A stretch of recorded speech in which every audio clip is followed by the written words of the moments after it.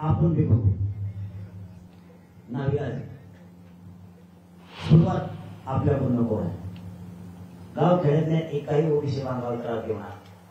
एकाही त्यांनी देव द्या म्हणलंय तुम्हाला, त्यांना देव द्या काय द्यायचं. कारण छगन भुजबळला दंगल घडून आणायची कारण त्याचं तसं आहे. लगेच सांगतो ते 10 मिनिटं वेळ घेतो कारण मग आम्ही कापायला एका दिवस मला पुन्हा हॉस्पिटलला जावं लागतं का काही अंगाला पुन्हा आग व्हायला लागली. मी नाही खोटं बोलतोय, शरीर नाही साथ देत मला, खरं सांगतो मी तुम्हाला.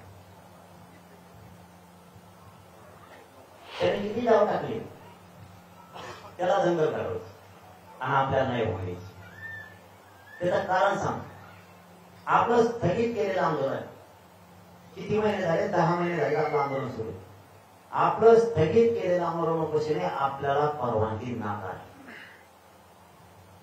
आपल्या शेजारी काय दिली त्यांच्यावर नाही डोसणार आपण तरी. छगन भुजबळांनी एवढा दबाव आणला त्यांना दिली, त्यांना देऊ नये आम्हाला त्याने आपण याला काय म्हणते जातीवाद नाही म्हणतं काय म्हणते. हे छगन भुजबळच्या मराठ्यांच्या विरोधात आहोत. ना आपला विरोधक ओबीसीचा कुठला नेता आहे ना धनगर बांधवाचा कोणता नेता आहे. सगळ्या मराठ्यांना ओबीसी दंगल घडवण्याचं जातीय तेढ निर्माण करायचं काम करत असत तर फक्त एकटा छगन भुजबळ, दुसरं कोणीच नाही. त्याच्यामुळे त्यांनी किती काही केलं तरी आपण नाही आणि कधी हटणार सुद्धा. मी काय चूक करतो मला सरळ सांगा. तुम्हाला आरक्षण असून तुम्ही तीर झाला, तुमचे भांडण करायची तयारी, आरक्षण असून आम्हाला न मिळून देण्यासाठी भांडण करायची तयारी. मग मला एक सांगा, आम्हाला नाही म्हणल्यावर आम्ही किती तयारीत असतो?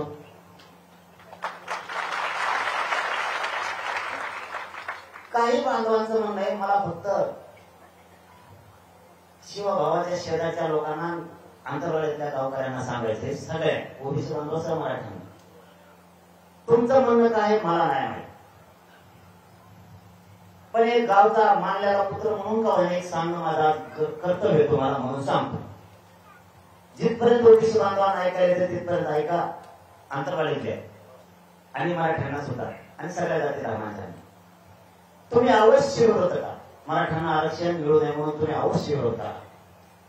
मराठ्यांकडून तुम्हाला कसलाही विरोध होणार नाही, शब्द काढला जाणार नाही. आंतरवाडी सुद्धा आणि आंतरवाडीच्या बाहेर सुद्धा. फक्त जे सत्य ते स्वीकारा.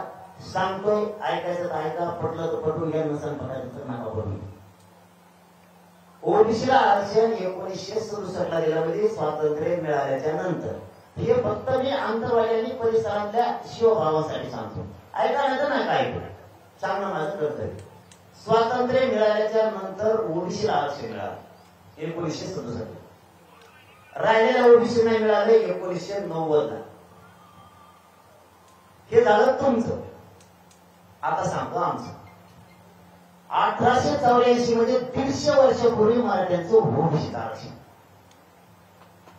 तुम्ही आधी आम्ही आधी, तुम्ही आधी आरक्षणात नसून तुम्हाला आमच्या नंतर दिलं गेलं तरी आम्ही विरोध केला नाही. ओबीसीला का आरक्षण नाही म्हणून. उदाहरणार्थ या गावात 5 एकर जमीन ती आमची मराठा बांधवाची, पण तुम्ही काय म्हणाला ती आमची तुला नाही देत. या इतर भांडण घेतलं म्हणते का नाही म्हणत. तुमची तुम्हाला राहू द्या, तुमच्या जमिनीला आम्ही हात लावित नाही, पण तुम्ही आमची जमीन खाताय ती आमची आणि तुम्ही म्हणता ती आमची, कारण 7/12 आमच्या नावावर. हे मान्य करा. जमिनीवर घ्या. तुमच्या घरात तुम्ही ज्या राहतात त्या घराचा 7/12 तुमच्या नावाने आहे म्हणून तुम्ही त्या घरात राहता. तसा घराचा 7/12 आमच्या नावाने तरी तुम्ही म्हणता हे घर तू आम्ही घराच्या बाहेर होय, म्हणजे ही तुमची झाली चाळ आहे. 1884च्या मराठ्यांच्या नोंदी कुंडीत असलेल्या मराठ्यांचं गॅजेट हे ज्यावेळेस ओबीसीला आरक्षण दिलं 1967 ला, त्यावेळेस त्याच्यात कुंडी मराठा सुद्धा आहे.